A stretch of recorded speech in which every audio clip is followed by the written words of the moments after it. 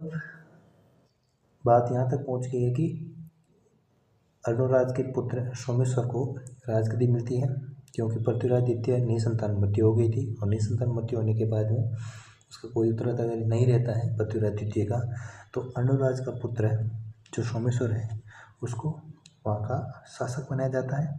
और अब हम पढ़ते हैं सोमेश्वर के बारे में। सोमेश्वर ने अपने मंत्री कदमदास, जिसको कैमास भी कहा जाता है, की सहायता से शासन संचालित किया। सोमेश्वर ने त्रिपुरी के कलचुरी में चेदी वंशी राजा अचल की पुत्री, सोमेश्वर जो है चेदी वंश के राजा अचल की पुत्री है, राजकुमारी कर्पूरी देवी से विवाह किया। कहाँ के शासक हैं? चेदी वंश के, नाम है अचल, उसकी पुत्री है कर्पूरी देवी से विवाह किया और इसने पृथ्वीराज तृतीय व हरिराज नामक दो पुत्रों को जन्म दिया। एक तो है पृथ्वीराज तृतीय और हरिराज नामक पुत्रों का जन्म दिया है। सोमेश्वर ने अपने पिता अर्णोराज तथा स्वयं की मूर्ति बनाकर नवीन मूर्ति कला को जन्म दिया। सोमेश्वर ने क्या किया है? अपने पिता अर्णोराज तथा स्वयं की मूर्ति बनाई और जिसमें नई मूर्ति कला का जन्म दिया। बिजोले अभिलेख 1170 ईस्वी में उत्कीर्ण सोमेश्वर चौहान के काल में माना जाता है। हमने लास्ट बार पे था कि बिजोले जो अभिलेख है 1169 से 1170 जो सोमेश्वर के काल का माना जाता है, उसने अभी उत्खनन करवाया था। इस लेख में सोमेश्वर को प्रताप लंकेश्वर की कहा गया, मतलब कि जो बिजोले अभिलेख है इसमें सोमेश्वर को प्रताप लंकेश्वर का उपाधि दी गई है, फिर प्रताप लंकेश्वर इसको बोला गया है। सोमेश्वर ने कोणार्क के मल्लिकार्जुन को परास्त किया था। सोमेश्वर ने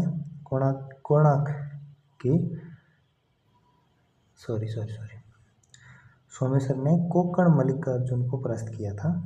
अंत में चालुक्य शासक भीम द्वितीय के आक्रमण से सोमेश्वर को हत्या कर दी।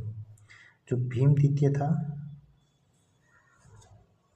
चालुक्य शासक गुजरात का, उसने क्या किया है कि अजमेर के जो चौहान शासक सोमेश्वर हैं उसकी हत्या कर दी। किसने की है? भीम द्वितीय ने। तो भीम द्वितीय की जब हत्या होगी तो उसके जो शासक बनता है वो बनता है पृथ्वीराज चौहान, जो अपने इतिहास के सबसे बड़े योद्धा माने जाते हैं।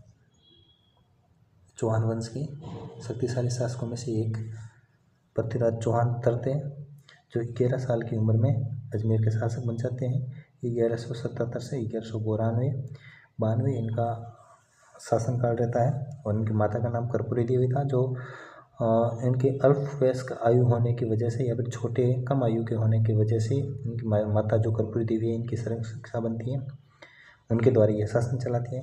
कर्पूरी देवी ने राज्य के मुख्यमंत्री कैमास, जो इनके पिता श्री सोमेश्वर के भी मंत्री रहे थे, कैमास शासन का संचालन किया। किसकी सहायता से? कैमास की सहायता से।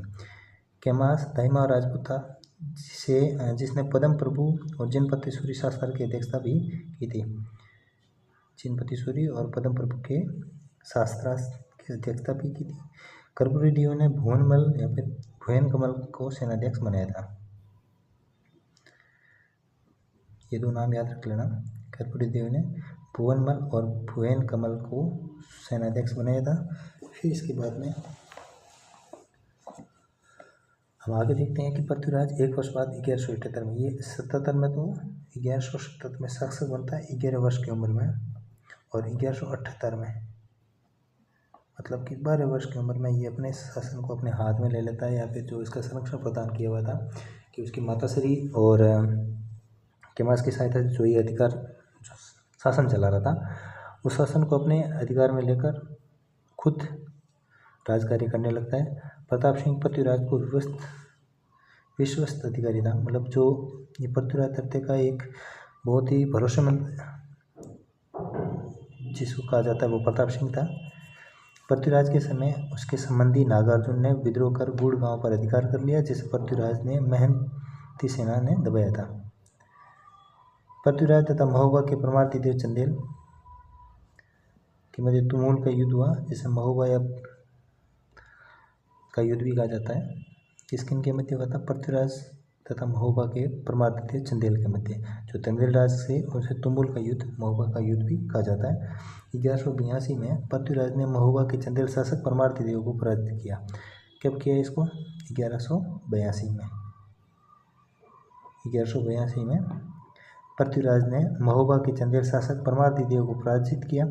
इस तुमुल के युद्ध में महोबा राज्य के दो वीर सेनानी आला और उदल क्या खूब लड़े थे। ये आला और उदल, जिसमें मारे गए, शहीद हो गए थे, लड़ते लड़ते वीर गति को प्राप्त हुए। आला और उदल परमादित्य चंदेल के मध्य युद्ध हुआ था। पृथ्वीराज तरते और चंदेल शासक परमादित्य। महोबा विजय के बाद पृथ्वीराज के सामंत पंजुन राय को महोबा अधिकारी नियुक्त किया गया। जब पृथ्वीराज तरते ने महोबा पर अधिकार किया तो उसका जो अधिकारी नियुक्त किया वो किया गया था पंजुन राय को उसका अधिकारी नियुक्त करता है। फिर आगे इसके आगे हम पढ़ते हैं। तब पृथ्वीराज ने 1182 में सतलज प्रांत हिसार गुड़गांव के भंडारकों का दमन कर और समसामयिक लेकर जिन पर सूरी ने पृथ्वीराज तथा भंडारकों को दबाने का उल्लेख किया। सबसे पहले तो इसका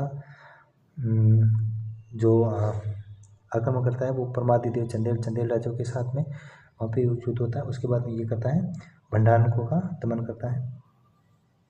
1182 के अंदर भंडारकों को दमन समसामयिक लेखक चिन्ह सूरी ने पृथ्वीराज तथा भंडारकों को दमन का उल्लेख मिलता है।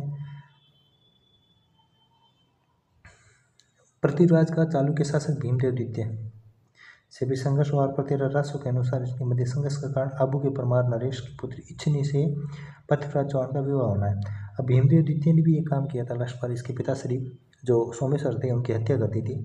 तो हो सकता है कहीं ना कहीं ये भी रहा होगा कि इनके बीच में कि इनके पिता के मृत्यु का या फिर पिता से मारने का जो बदला लेना था वो भी पृथ्वीराज के कहीं ना कहीं दिमाग में था। तो इनके जो बीच में संघर्ष हुआ है वो पृथ्वीराज राष्ट्रों के अनुसार इनके मध्य संघर्ष का कारण तो आबू के परमार नरेश की इच्छनी पृथ्वीराज चौहान का विवाह करना बताया था, क्योंकि इनके बीच में कोई ना कोई झगड़े की वजह रही है। फिर आगे इसके देखते हैं हम कि पृथ्वीराज ने कन्नौज की गेड़वार शासक जयचंद को भी परास्त किया था। आपने सुना भी होगा, आपने पहले पढ़ा भी होगा कि पृथ्वीराज के चौहान कन्नौज गेड़वाल उसकी पुत्री शिवंगिता से विवाह करने का भी कहीं ना कहीं उल्लेख मिलता है। पृथ्वीराज रासो के अनुसार पृथ्वीराज ने स्वयंवर के समय जयचंद की पुत्री शिवंगिता का अपहरण कर उससे विवाह किया था। ये भी एक बहुत बड़ी वजह रही है इन दोनों के मध्य युद्ध की।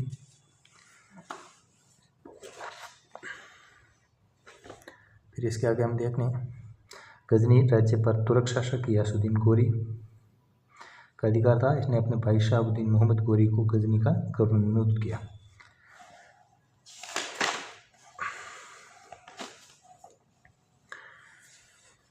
1178 और 1190 ईस्वी के मध्य चौहानों तथा तुर्कों के मध्य कई मुठभेड़ का उल्लेख विभिन्न स्रोतों से प्राप्त होता है, जिनमें पृथ्वीराज रासो के अनुसार 11 बार, हमीर मार्केवाद में 7 बार, प्रबंध कोश 20 बार और सुरजन चरित्र में 21 बार तथा प्रबंध चिंतामणि ये किसकी है?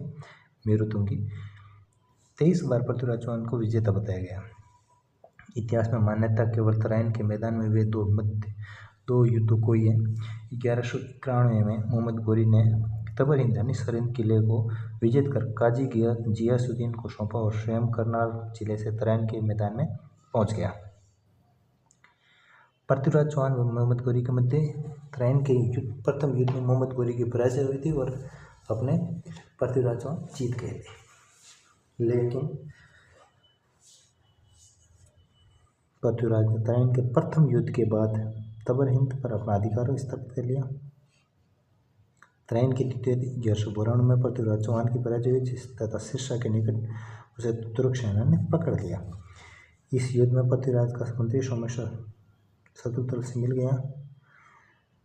एक तो इसका विश्वासी पृथ्वीराज का था प्रताप सिंह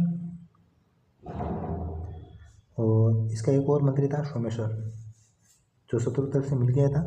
तराइन के द्वितीय युद्ध के बाद भारत में तुर्की शासन की शुरुआत हुई और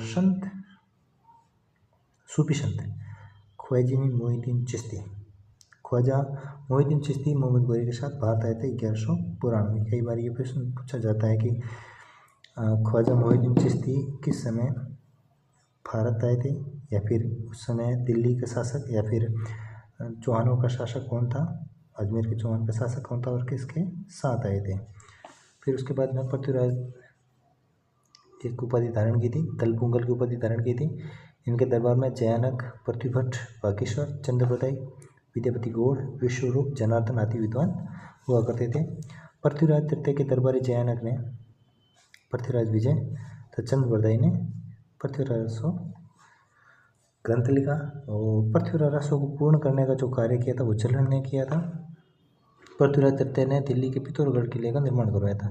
ये क्वेश्चन काफ़ी बार पूछा गया है छोटी मोटी भर्तियों में सभी में कि दिल्ली में पिथौरागढ़ का किले का निर्माण किसने करवाया था, पृथ्वीराज तृतीय द्वारा करवाया गया था। फिर इसके बाद छोटा सा अपना एक रहता है कि त्राइन के द्वितीय युद्ध 1192 में पराजय के बाद पराक्रमी पृथ्वीराज तृतीय की मृत्यु के पश्चात उसका साम्राज्य छिन्न भिन्न हो गया तथा रणथंभौर में उसका पुत्र गोविंदराज सामंत शासक की हैसियत से शासनारूढ़ हुआ। मतलब कि पृथ्वीराज तृतीय का जो पुत्र था वो गोविंदराज था, तो उसने रणथंभौर के अंदर अपना एक यूँ मान के चलो कि उसने शासन संचालित किया, लेकिन वो एज ए सामंत के हिसाब से उसने शासन करना शुरू किया था। मोहम्मद गोरी की अधीनता स्वीकार कर ली थी और गोविंदराज की मृत्यु के बाद उसका पुत्र बल्लान, पहलादन, वीरनारायण, वाघभट्ट तथा जैतर सिंह रणथंभौर के चौहान वंशी शासक थे। जो ये रणथंभौर के अंदर जितने भी चौहान शासक हुए हैं वो भी एक प्रकार से यूँ देखे जाए तो अजमेर के चौहानों से संबंधित है, क्योंकि जो गोविंदराज था और गोविंदराज ने रणथंभौर के अंदर चौहान वंश की नींव डाली थी। तो उसके बाद में उसका वहाँ का पुत्र बल्हण बना, बल्हण के बाद पहलादन बना, पहलादन के बाद वीरनारायण, वीरनारायण के बाद वाघभट्ट, वाघभट्ट के बाद जैतर सिंह और जैतर सिंह के बाद में बना था रणथंभौर का हमीर, जिसे हम हमीर कहा जाता है कि जिद्दी शासक तो जहाँ हमीर हट की वजह से ये प्रचलित है। और सिंह सवन सतपुर वचन एक ऐसा कुछ इसके बारे में है।